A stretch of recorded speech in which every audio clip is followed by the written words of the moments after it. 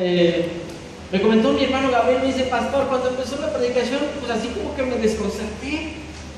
No sabía de qué iba a hablar, pastor, y pues me cayó de raro, pero después cuando empezó a hablar, pues Dios me fue mostrando y pues interesante la charla, la exposición del domingo pasado. Hoy vamos a hablar de la segunda parte. Yo les decía, hermanos, que les hablaba y usaba como introducción la definición acerca de las tribus urbanas, y veíamos que hay tribus urbanas, de esos grupos tribales en la ciudad, y se definía que es un grupo conjunto de personas en una urbe. La urbe significa una aglomeración de personas en forma de ciudad o de pueblo. Podemos decir que una tribu urbana se caracteriza por estar formada por un grupo de personas que viven en una ciudad y se comportan como un grupo, se mueven como un grupo, hay unidad entre ellos, piensan, caminan, se visten y hacen cosas parecidas. Y sus posibles causas son la pérdida de identidad, una afición extrema a las drogas, a tener una poca personalidad y haciéndose necesario su identificación con alguno de estos extraños personajes para poder ser alguien o ser respetado. Y ahí surgen también las pandillas, las bandas. Y hablábamos que dentro de estas tribus urbanas estaban los metaleros, ¿verdad? Los metaleros, y usan greñas así, bien. Yo creo que yo no podría formar parte de los metaleros, ¿verdad? Pues no me crece el pelo. Dicen que uno de los requisitos es andar con el pelo largo, pues a mí no me crece, ¿verdad? Escuchar música de rock pesado. Su ideología son antimilitares, son anarquistas. Su ideología principal es escuchar el heavy metal a todo volumen, y una frase que acuñan ellos es: vive y deja morir. Interesante, ¿verdad? Vive y deja morir. Después tenemos los emos. Dábamos algunas características de los emos, que son flaquitos, ¿verdad? Cubiertos de un ojo, parte de la cara, vestimenta así como dicen scatter o freaky, ¿verdad? No sé qué términos. Su ideología son emocionalistas, ¿verdad? Los góticos o siniestros, ¿verdad? Los góticos, uno de sus rasgos, preferirían estar muertos a estar vivos, viven en la oscuridad, y ciertas características, ¿verdad? Ciertas características pues muy interesantes, y los vemos en la ciudad, ¿sí o no? Y cuando los vemos, ¿a poco no nos quedamos? La otra vez fue pasando un chavo con unos picos aquí así, ¿sí? Y todos así como así. Llaman la atención, ¿verdad? Llaman la atención, y muchos los ven y como no querían que le echen el ojo, ¿sí o no?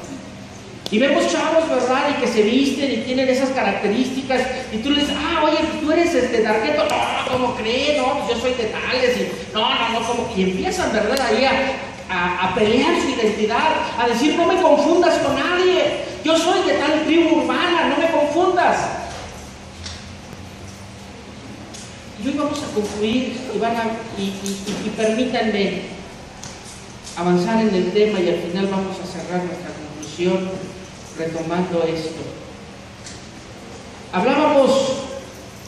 Hablábamos que el Señor comienza en el capítulo 5 de Mateo. Vamos a ver 5 de Mateo, donde hablaba acerca de las bienaventuranzas. Decíamos, ¿verdad?, que el Señor Jesús viene y habla y se sube al monte, y el monte, hay varios montes importantes en la palabra de Dios: el monte Sinaí, el monte Hebrón, y este es el sermón del monte, se le llama como el sermón del monte. El Señor subió a una montaña y empezó a hablar, empezó a abrir su boca, y decíamos que Él no solamente enseñó con su boca, sino que enseñó con su andar, con su actuar, con su forma de ser. Él enseñaba, no necesitaba abrir su boca para enseñar, sino con sus propios hechos el Señor enseñaba. Y entonces veíamos y hablábamos acerca de las bienaventuranzas. ¿Qué significan? ¿Qué son? Y decíamos que son las características que debe tener el pueblo de Dios, las características que deben tener aquellos que han creído en Jesús como su Salvador personal. Son características de los que han sido salvos. ¿Y qué mejor para describir a los salvos que el Salvador del mundo? Por eso el Señor Jesús empieza a hablar de las características que cada uno de los hijos de Dios tiene que tener. Hoy, con la ayuda de Dios, hermano, yo quiero que Dios nos hable y que revisemos estas características y veamos si efectivamente yo tengo estas características en mi vida. Si en verdad me parezco a lo que describe el Señor en estas 8 características. En verdad tengo ese carácter que dice el Señor. Por eso, hermanos, no es simple y sencillamente un sermón, sino el Señor va a hablar de ciertas características, porque el Señor Jesús vino a describir cómo eran sus hijos, qué deberían hacer los hijos de Dios. Y el Señor Jesús vino a demostrarnos. El Señor Jesús acercó el reino de los cielos a la tierra. Aparte de venir al mundo, el Señor acercó el reino de los cielos para enseñarnos a vivir. Y sabes, el Señor Jesús hacía milagros, hacía cosas sobrenaturales. Y el estar en el reino de los cielos es vivir sobre lo sobrenatural, es vivir en lo sobrenatural. Eso es lo que tenemos que hacer, tenemos que acostumbrarnos a vivir en lo sobrenatural, hermanos. Pero sabes, creo que no lo creen. La fe es vivir en lo sobrenatural. Amén. Yo estaba viendo ahorita afuera y veía este local y digo, Señor, yo quiero este local para la iglesia, que sea propio, que podamos extender ahí el gimnasio, correrlo, ¿verdad? Y que lo pongan en otro lado y que Dios les bendiga para que pongan en otro lugar, ¿verdad? Pero tener ahí lleno de gente. Abajo tener salones para poder tener unas instalaciones adecuadas. Aquí en este lugar céntrico. Pero así no, pastor, pues revise las ofrendas, pastor.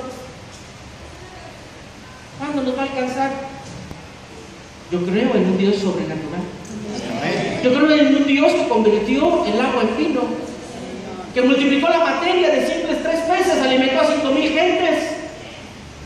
Un Dios que caminó sobre el agua y que nos enseñó a vivir en lo sobrenatural. Por eso nosotros como cristianos tenemos que aprender a vivir en eso sobrenatural. Que las cosas no son como todo el mundo se desarrolla, que nuestra vida se desarrolla de una manera distinta. Y que a veces obra en eso, en lo sobrenatural, en algo que no tiene explicación, en algo que no tiene lógica. Pero sabes, el Señor, eso es lo que nos quiso enseñar. Eso es lo que nos quiso enseñar a vivir en eso, en lo sobrenatural, en la vida de milagros, en la vida de proezas, de prodigios y maravillas.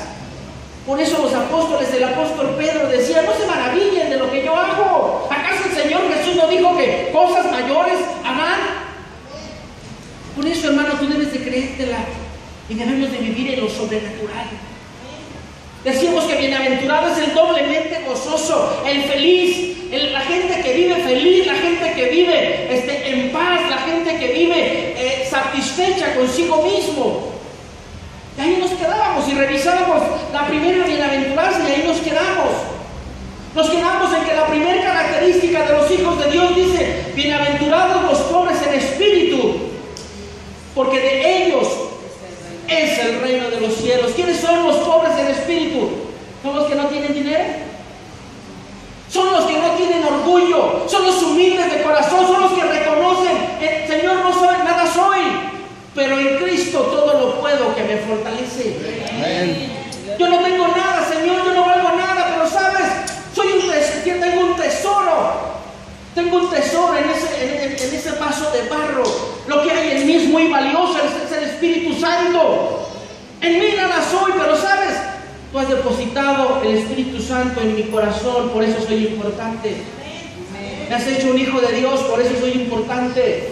No porque yo venga de una raza especial o una familia en especial. Simple y sencillamente el Señor me alcanzó con su misericordia, entró a mi corazón, limpió mis pecados, inscribió mi nombre en el libro de la vida. Por eso ahora soy un hijo de Dios. Y ese es el pobre en espíritu. El pobre en espíritu es aquel que dice, Señor, no tengo nada. ¿A quién iré si solamente tú tienes palabras de vida eterna? Y reconocer el señorío de Dios. Dice el Señor que el altivo, ¿cómo lo ve? Lo ve de lejos. Mas al humilde, ¿qué dice? Lo exalta, lo va a levantar.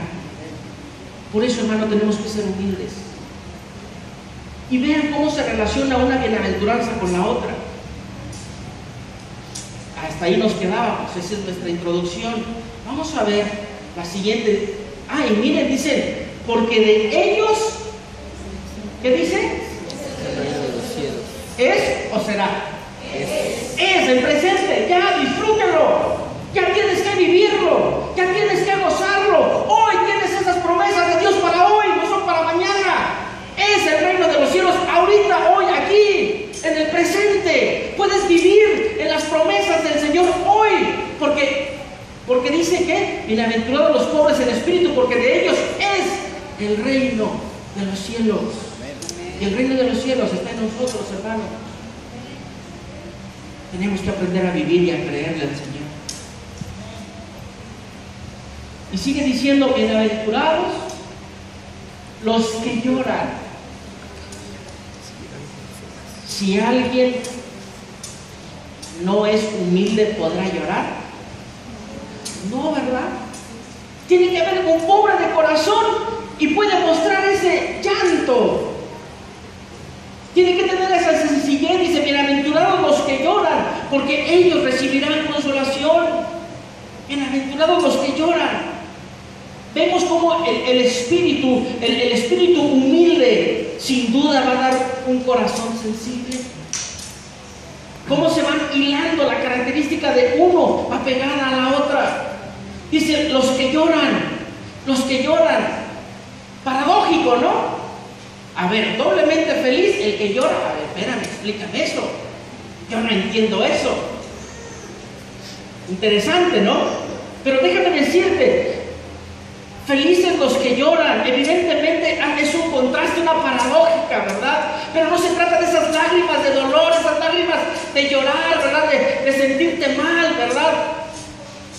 Se trata de aquellos que se afligen por la condición del ser humano. Aquellos que se afligen por haber pecado al Señor. Aquellos que se afligen por causar un dolor al Señor. Aquellos que se afligen por haber faltado a la santidad de Dios. A eso se refiere. A un corazón sincero y que reconoce, Señor, me he equivocado. Señor, reconozco que me he equivocado y me arrepiento. Señor, reconozco que hay errores en mi vida y tengo que cambiar. Pero ¿cuántos de nosotros, cuánta gente no reconoce sus propios errores? ¿Cuánta gente no dice, no, yo estoy bien, de que todos los demás están mal? Oiga, hermano, pero es que mire, pues, no, es que ellos están mal. Ya está una persona, ¿verdad? Porque no reconoce sus errores. Porque le falta esa humildad, esa sencillez, esa sensibilidad de decir, sí, estoy equivocado. Pero miren, hermanos, 2 de Corintios, capítulo 7, versículo 10. El reconocer que nos hemos equivocado nos debe de llevar a un arrepentimiento. Dice, porque la tristeza que es según Dios produce arrepentimiento. ¿Qué significa el arrepentimiento? Sentir dolor por haberle faltado al Señor. Sentir dolor por haber lastimado a tu esposa. Sentir dolor por haber lastimado a tu amigo. Sentir dolor por haber lastimado al prójimo. Eso es. Y sentir un dolor que te lleve, dice, cuando es la tristeza según el Señor, te va a llevar al arrepentimiento, a cambiar, a ser diferente. Pero miren, dice el arrepentimiento para salvación, pero la tristeza del mundo, ¿qué? A eso se le llama remordimiento. ¿Qué hizo Judas cuando entregó al Señor? Fue y se ahorcó. Fue y se ahorcó. Fue y se quitó la vida. Eso fue un remordimiento. El remordimiento te lleva a la destrucción. El arrepentimiento te lleva a la vida eterna, te lleva a la salvación. Eso es lo que tenemos que hacer, y a eso habla. Bienaventurados los que lloran. Bienaventurados los que lloran. Esta tristeza es que según Dios produce ese arrepentimiento para cambiar. Y sabes, la promesa para ellos es que recibirán consolación. ¿Cuánta gente yo he visto, pastor? Estoy batallando con mi vida. Todavía estoy batallando y se afligen. Me acuerdo mucho de una hermana que decía, pastor, ay, sigo todavía bien piedra, pastor. Me decía, hermana, Dios la va a transformar. Tengamos paciencia, tengamos paciencia. Seamos sensibles y lloremos, pero lloremos en ese sentido, ¿verdad? Seamos sinceros y reconozcamos que hemos fallado y que ese reconocimiento nos lleve al arrepentimiento. Y cuando nosotros lloramos en ese sentido, dice que recibiremos consolación. Recibiremos consolación. ¿Quién es el consolador? Yo quiero vivir en la presencia del Espíritu Santo. Yo quiero estar con el Espíritu Santo. Yo quiero que el Espíritu Santo esté conmigo. Quiero convivir con el Espíritu Santo porque Él es el consolador. Él es el que me abraza cuando estoy triste. Cuando nadie me pela, Él me abraza. Cuando nadie me hace caso, Él me abraza. Cuando me siento solo, me dice: aquí estoy contigo, no tengas miedo. Ese es el Espíritu Santo, es el consolador. Por eso el Señor Jesús dice: os conviene que yo me vaya. Os conviene que yo me vaya, porque, ¿sabes? Voy a mandar al consolador. Al consolador. ¿Qué debo de hacer para que el consolador viva conmigo? Recibir a Cristo en mi corazón. Amén. Y amigos, si tú no has recibido a Cristo en tu corazón, hoy es el día que le tienes que abrir la puerta de tu corazón al Señor, para que el Señor entre y te conviertas en templo del Espíritu Santo.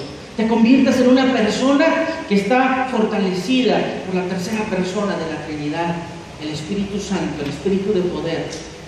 Por eso el apóstol Pablo le decía a Timoteo: porque no nos ha dado Dios espíritu de cobardía, sino de poder, de amor y de dominio propio, para poder vencer las tentaciones, para poder vencer aquello que nos distrae de la voluntad de Dios. Por eso, hermano, tenemos que ser sensibles. Cuando estamos fallando tenemos que ser sensibles, llorar, y que ese llanto nos lleve al arrepentimiento, para que entonces el Espíritu Santo haga su función y nos abrace, nos apapache y nos diga: Manuel, no te preocupes, yo estoy aquí. Manuel, no te preocupes, yo estoy contigo.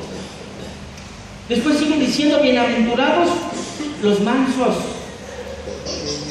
Los mansos. Decía la pastora en la mañana, no los mensos, ¿verdad? Los mansos, ¿verdad, pastora? Bienaventurados los mansos, porque ellos recibirán la tierra por heredad. Si usted tiene un espíritu altivo, ¿podrá ser manso? Si usted no tiene un espíritu de sencillez, de humildad, ¿podrá ser manso? Claro que no, ¿verdad? Por eso, miren, ese es algo importante, hermanos. Es algo importante que tenemos que entender. Ser manso, ¿qué significa? Saber sujetarse a la voluntad de Dios, saber conocer la voluntad de Dios. La voluntad de Dios tiene tres características. ¿Cuáles son? Buena, agradable y perfecta. Buena, agradable y perfecta, esa es la voluntad de Dios. Por eso, hermanos, usted tiene que ser dócil a la voluntad de Dios. Tiene que responder humildemente a la voluntad de Dios. A mí me llama la atención, no sé, cuando yo iba al circo hace mucho, veíamos unos elefantotes aquí, pero grandotes, así gordos, grandotes, ¿sí o no? Y estaban amarrados con una cadenita, como un clavote grandote así, ¿sí o no? ¿Usted cree que el elefante no podía romper esa cadena? Pues claro que sí, ¿verdad? Tenía la capacidad de romper, pero él era dócil a su amo, dócil a quien lo estaba amaestrando, dócil a su dueño, y respetaba esos límites. Aunque él fácil podía estirar la pata y rompía la cadena, ¿verdad? Pero este elefante era dócil. La diferencia entre un toro y un buey, ¿se acuerdan que hablábamos hace tiempo? El buey es el que está castrado y sirve al 100% para el trabajo. Y por eso en la visión, bueno, ya me estoy saliendo, pero en la visión de Jeremías dice que la gloria de Dios, si había alguien con cara de buey, el buey representa el trabajo dentro de la iglesia. Aquel que ha dejado sus instintos, sus pasiones, sus deseos, y las ha puesto al servicio del Señor, y por eso es un buey, un animalito dócil, un animalito domesticado, un animalito que va a servir, un animalito que va a servir y que va a responder a la voluntad de Dios, y ellos recibirán la tierra por heredad. Ellos recibirán la tierra por heredad. De veras, hermanos, miren, Marcos 10, 29 y 30. Marcos.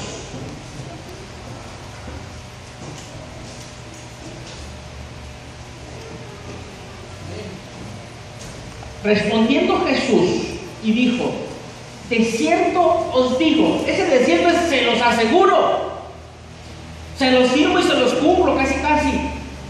De cierto os digo que no hay ninguno que haya dejado casa, o hermanos, o hermanas, o padre, o madre, o mujer, o hijo, o tierras, por causa de mí y del Evangelio, síguele, que no reciba ¿cuánto? Hermano que vino a trabajar el día de ayer y que estuvo 12 horas trabajando cuando debiera estar dormido, el Señor le va a pagar 100 veces más.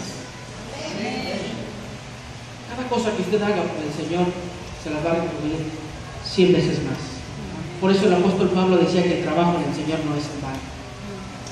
Y el Señor no olvida ni el vaso de agua que usted ha regalado, ni el vaso de agua que usted ha dado al sediento.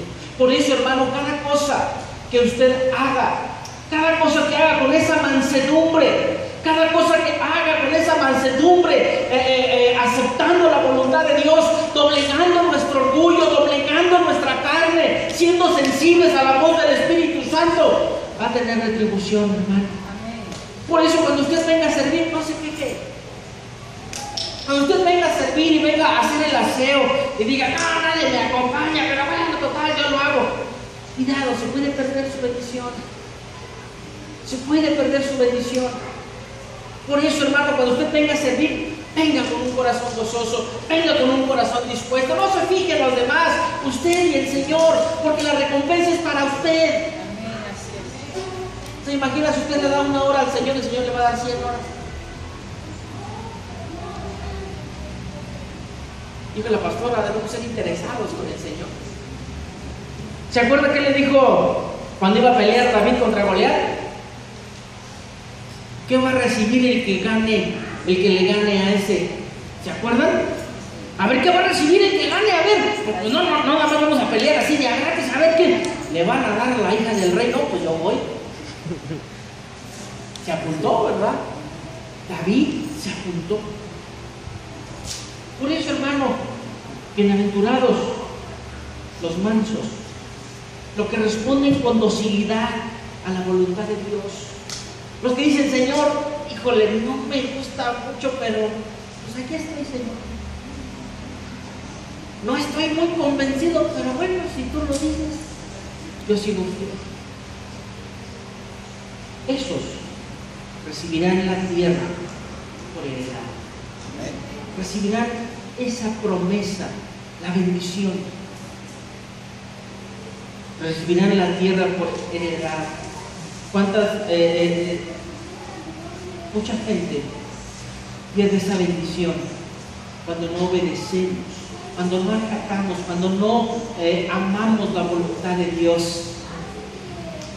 Cuando nosotros aceptamos la voluntad de Dios, hermano, estamos comportándonos de una manera mansa, con mansedumbre, y ellos recibirán la tierra por heredad. Después sigue diciendo, versículo 6: bienaventurados los que ¿qué?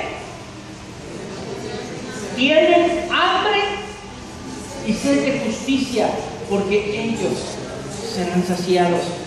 Bienaventurados los que tienen hambre y sed de justicia.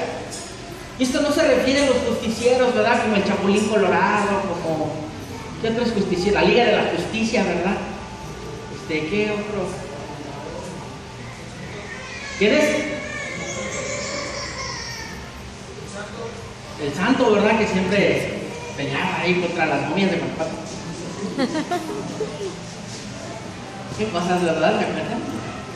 ¿Te acuerdas, Anselmo, que íbamos a la matiné? Bueno, no sé si yo sí iba a la matiné y gritaba el santo: ¡atrás! ¡atrás! Y estábamos todos gritando. Y el santo creyendo las cosas que nos iba a oír. Pues de veras, en serio, se lo prometo, de veras, así hacíamos. Y el santo peleaba ahí, santo y mantequilla no puedes comprar, las momias. Bueno, viejo, si todavía me peinaba en ese entonces. Bueno, a ver. Bienaventurados los que tienen hambre y sed de justicia, porque ellos serán saciados. Esto no se refiere a la justicia humana, se refiere a la justicia de Dios. Se refiere, hermano, a que usted ha sido justificado a través de la sangre de Cristo. Usted ha sido justificado a través de la sangre de Cristo, y eso es lo que tenemos que luchar. Que la gente que no conoce al Señor, conozca al Señor. Que la gente que no conozca a Dios, que conozca a Dios a través de nosotros. Dice, los que hemos sido justificados, ahora debemos de vivir como justos, buscando no solo la justicia en nuestros actos, sino nuestra relación con Dios, con nuestro prójimo. Y de ahí se pudiera resumir una sola palabra: santidad. Santidad. Bienaventurados. Bienaventurados los que tienen hambre y sed de justicia. Tenemos que ser apartados. No es la justicia terrenal, si algo más elevado es llegar a ser justos, llegar a parecernos a Jesús.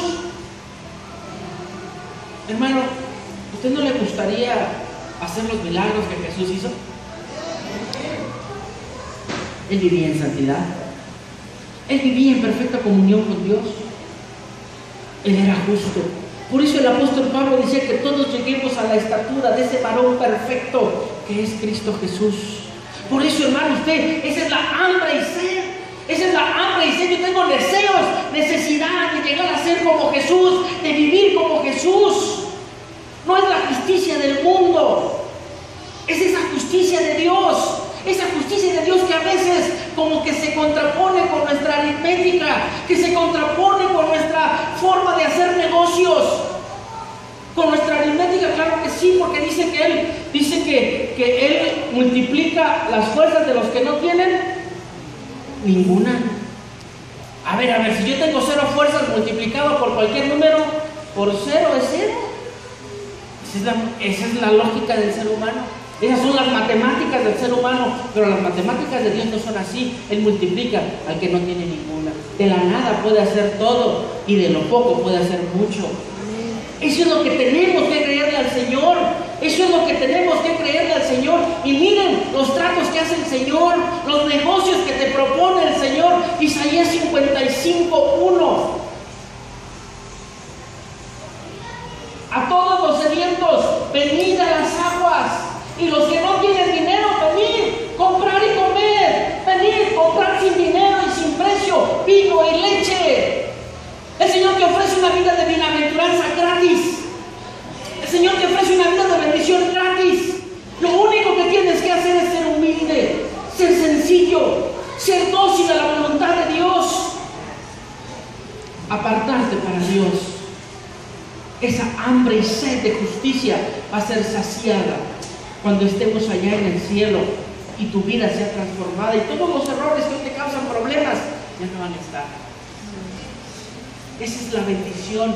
Ese es donde el Señor nos va a saciar cabalmente. Por eso dice, a todos los sedientos, venid a las aguas, y a los que no tienen dinero, venid y comprar sin dinero. ¿Verdad que eso no es un negocio que usted lo podría, verdad? Vengan y compren sin dinero. No, si me van a comprar a mí, traigan dinerito, porque los tacos van a costar. Pero hoy el Señor te dice, ven y compra sin dinero. Ven y compra. Ven y compra sin dinero, sin precio, vino y leche. El vino, que es la llenura del Espíritu Santo, la leche es la palabra de Dios. Es lo que debe de haber en nuestro corazón. Es lo que debe, que dice el versículo 2. ¿Por qué gastáis el dinero en lo que no es pan? Joven, ¿por qué desperdicias tu vida en lo que no bendice? ¿Por qué desperdicias tu vida queriéndote parecer a otros cuando debes de parecerte al Señor Jesús? En esta vida que tenemos crisis de ídolos, crisis en quién creer. Los ídolos de los chicos andan en la cárcel y, con drogas. Los deportistas andan golpeando a sus esposas.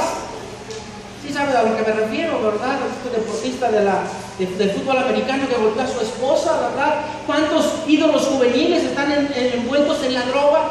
¿Cuántos ídolos juveniles están envueltos en la homosexualidad? Por eso dice el Señor, ¿por qué gastas el dinero? Lo que tú tienes, lo que tú posees, tu juventud, tu fuerza, tu vigor, tu juventud, lo inviertes en algo que no sacia. ¿Por qué te esfuerzas en parecerte a alguien cuando el que te debes de parecer es al Señor Jesús?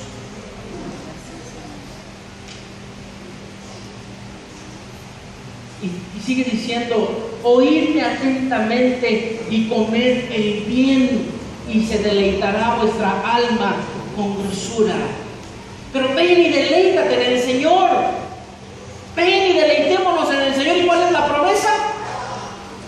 Él te concederá las peticiones de tu corazón. Pero tienes que deleitarte en el Señor. Tienes que deleitarte. No busques en aquello que no edifica, en aquello que no bendice. Yo les decía el domingo pasado que fui a una conferencia y empezó a hablar un comunista, ¿verdad? Y empezó a decir que mueran los ricos. Sí, vamos a matar a los ricos para repartir sus bienes. Y empezaron todos como locos ahí a romper el auditorio. Se rompían y parecían gorilas ahí, ¿verdad? Y después le tocó a un predicador hablar y comenzó: bienaventurados los que tienen hambre y sed de justicia, bienaventurados los pobres en espíritu. Y todos terminamos llorando y arrodillados a los pies del Señor Jesús. Esa es la diferencia, hermano, en invertir en lo que edifica, en lo que cree, en lo que edifica tu casa, tu vida, tu futuro. Porque nos queremos parecer a los demás. ¿Por qué te quieres parecer a los demás? La otra vez le preguntaba yo a un chavo: oye, ¿por qué te vistes así? Pues es que todos se visten así. Qué profundidad, ¿verdad? ¿Por qué no imitamos al Señor Jesús? ¿Por qué no lo imitamos? En vez de veras, hermanos, de veras, esas ganas de ser diferente, esas ganas de no ser como el montón, ahí está, hermano. Invierte en lo que edifica, invierte en lo que bendice, invierte en Dios. Porque ahí lo único que tienes que invertir es nada. Porque puedes ir a comprar sin dinero.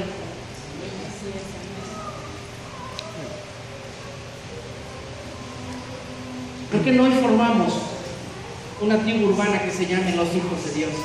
Amén. Que se parecen a Jesús, que hacen lo que Jesús hace, que tienen una identidad bien definida y que su origen es el corazón de Dios, no de un movimiento social, no de un movimiento de rencorosos, no de un movimiento de renegados que están inconformes con su realidad, sino un verdadero hijo de Dios que nace del corazón de Dios, que quiere ver cosas diferentes en su vida, que invierte su vida, lo que Dios le ha dado, en lo que edifica, en lo que es leche y vino, llenura y palabra de Dios, llenura de Dios, presencia de Dios en mi vida. Esa es la tribu que tenemos hoy que formar y empezar a caminar allá, en donde el mundo está en oscuras, porque nosotros somos la luz del mundo, hermano. Nosotros somos la sal de la tierra para darle sabor.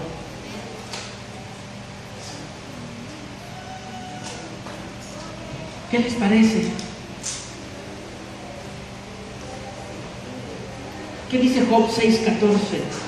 Bueno, permítanme, vamos a ver Jeremías 31:25. Jeremías 31:25. Porque el Señor dice: porque satisfaré al alma cansada y saciaré a toda alma entristecida. El Señor se ha comprometido a que te va a satisfacer, hermano. Tú que estás cansado, tú que estás sediento, tú que tienes hambre y sed de justicia, esa hambre y esa justicia será saciada. Amén. Bienaventurados los misericordiosos, porque ellos alcanzarán misericordia.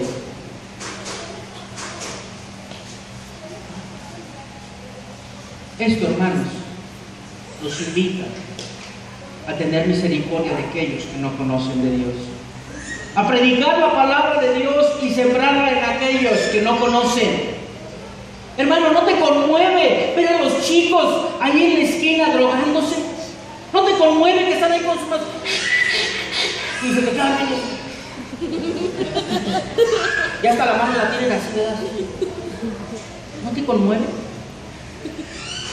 ¿No te conmueve? Desperdiciando su juventud en eso. Dios tuvo misericordia de ti, hermano. Ayer alguien me preguntaba y me decía: Manuel, ¿por qué haces todo esto? ¿Por qué vienes aquí a Fundadores a hablarnos de la palabra de Dios? ¿Por qué andas visitando, predicando la palabra de Dios? Y tienes un montón de trabajo y tu esposa está trabajando. ¿Por qué lo hacen? Mi respuesta es sencilla, y hermano, yo podía estar dedicado a mi trabajo y gracias a Dios soy abogado. Pero así como Dios tuvo misericordia de mí, yo tengo que agradecerle al Señor esa misericordia. Y por eso predicamos la palabra de Dios.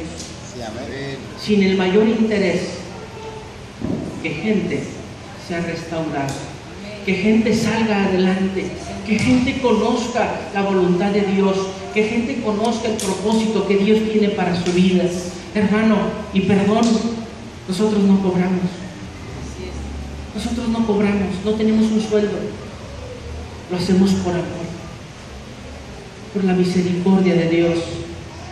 Y así como a mí me sacó de uno de los barrios más feos de Monterrey y de uno de los barrios más feos de Querétaro, a ti también te puede sacar el Señor.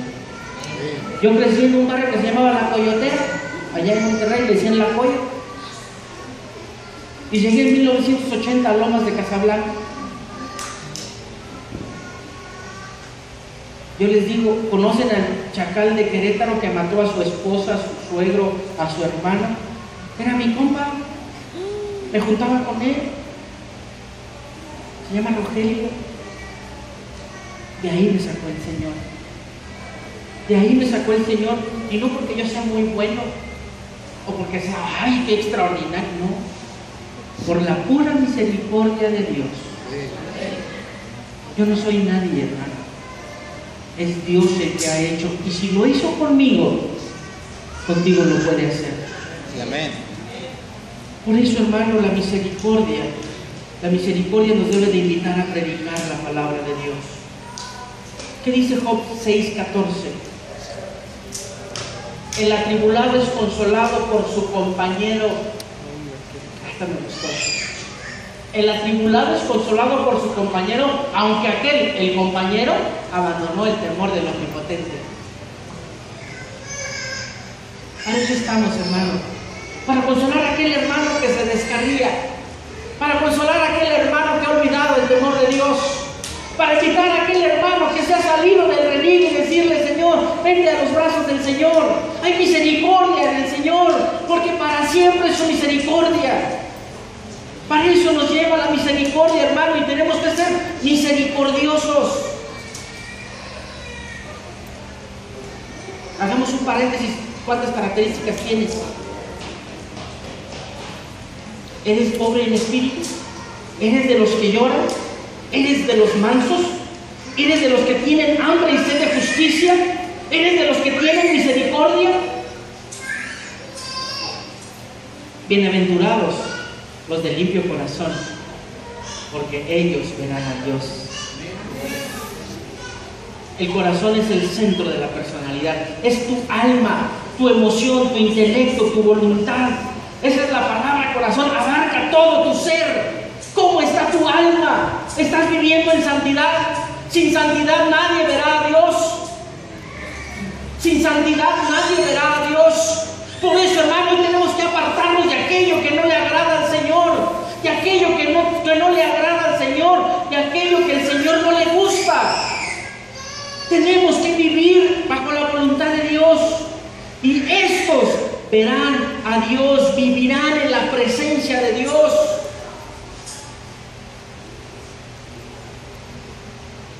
Por eso, hermano, bienaventurados los de limpio corazón, porque ellos verán a Dios. Bienaventurados los pacificadores. Bienaventurados los pacificadores, porque ellos serán llamados hijos de Dios. Me acuerdo en la escuela, fue mi mamá porque le mandó a llamar la maestra. Dice: señora, siempre que veo una bolita distraída, en medio está Manuel.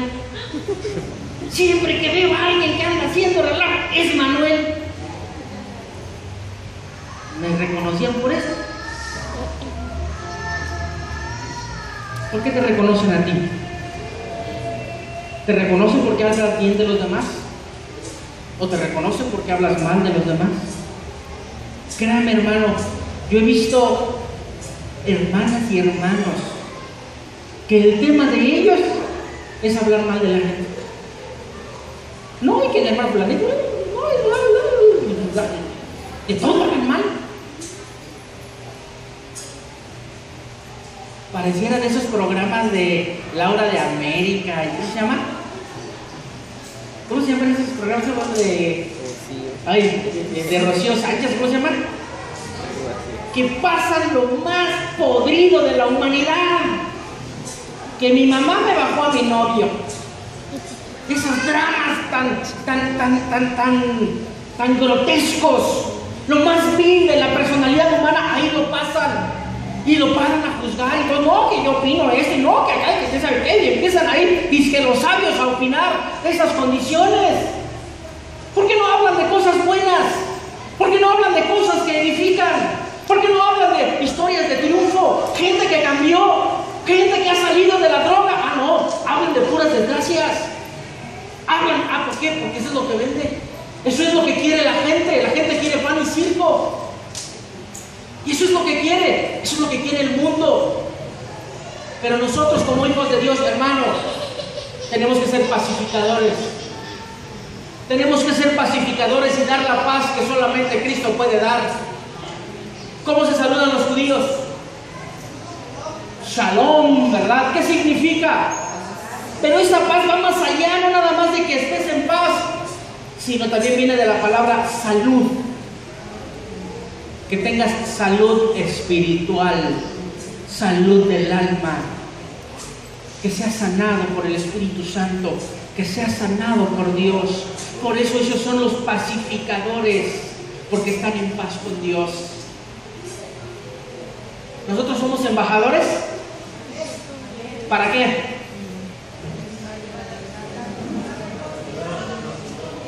Para gritarle al mundo: reconcíliate con Dios, haz las paces con Dios, vive en paz con Dios.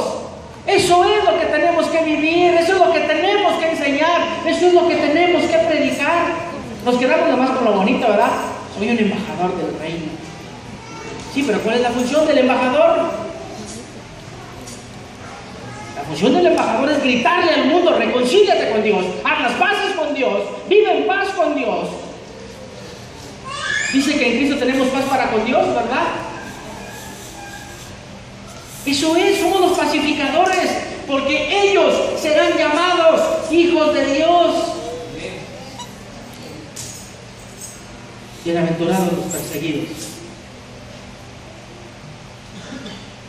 Bienaventurados los que padecen persecución por causa de la justicia, porque de ellos es el reino de los cielos. Bienaventurados sois por mí, dice: bienaventurados sois cuando por mi causa os vituperen y os persigan y digan toda clase de mal contra vosotros mintiendo. Gozaos, alegraos, porque vuestro galardón es grande en los cielos, porque así persiguieron a los profetas que fueron antes de vosotros. Estas son las 9 características de un cristiano. Estos son los rasgos que debes de tener en tu vida, hermano. ¿Cuántos tienes? ¿Cuántos tenemos? ¿Te pareces a esta descripción? ¿O dices: esta no, esta tampoco, esta menos? Conclusión: estas características van juntas, y estas características son productos del Espíritu Santo. Permite que el Espíritu Santo trabaje en tu vida. Permite que el Espíritu Santo obre en tu personalidad. Estas son las características de los hijos de Dios, de los súbditos del reino. Estas son las características de los hijos del Rey de Reyes y Señor de Señores. Si tú te dices un hijo de Dios, tienes que parecer. Si tú te dices que en verdad eres hijo de Dios, tienes que tener estas características. ¿Sabes? Los hijos de Dios no son engendrados por voluntad de varón. Son originados desde el corazón mismo de Dios. Por eso, podemos decir que la tribu urbana llamada los hijos de Dios tienen estas características. Hay unas tribus urbanas que su característica es quererse suicidar, vivir en la depresión, vivir en la oscuridad, vivir la diferencia solamente en lo externo, vivir en la depresión, vivir marginados. Pero sabes, yo quiero ser de la tribu de Jesucristo. Yo quiero ser de la tribu de Jesucristo, porque sabes, los de la tribu de Jesucristo, ¿se acuerdan que el Señor tenía 12 tribus en el Antiguo Testamento? Hoy hay una sola, la tribu de Jesús. Y esa tribu también puede ser urbana, puede andar en la urbe y contrarrestar los efectos de las demás tribus urbanas. Y estos hijos de Jesús, estos de la tribu de Jesús, van de triunfo en triunfo y de victoria en victoria de aquel que los llamó. Eso es lo que los diferencia. Más gracias sean dadas a Dios, el cual nos lleva siempre de triunfo en Cristo Jesús. Por medio de nosotros manifiesta ese olor fragante. ¿Y sabes por qué se distingue la tribu de Jesús además de todo lo anterior? Porque dice, y estas señales seguirán a los que creen. En mi nombre echarán fuera demonios, hablarán nuevas lenguas, tomarán en las manos serpientes, y si bebieren cosa mortífera no les harán daño. Sobre los enfermos pondrán sus manos y sanarán. Qué bonitas características. Pacificadores, mansos, llevando salud, sanidad, bendición. Eso nos debe distinguir. Y es allá, en la oscuridad de la ciudad, en la oscuridad de la urbe, donde tiene que brillar la luz de Jesús. Y la luz de Jesús ha sido depositada en ti. Por eso, hermano, usted tiene que brillar y tiene que parecerse a los hijos de Dios, porque somos hijos de Dios. Póngase de pie.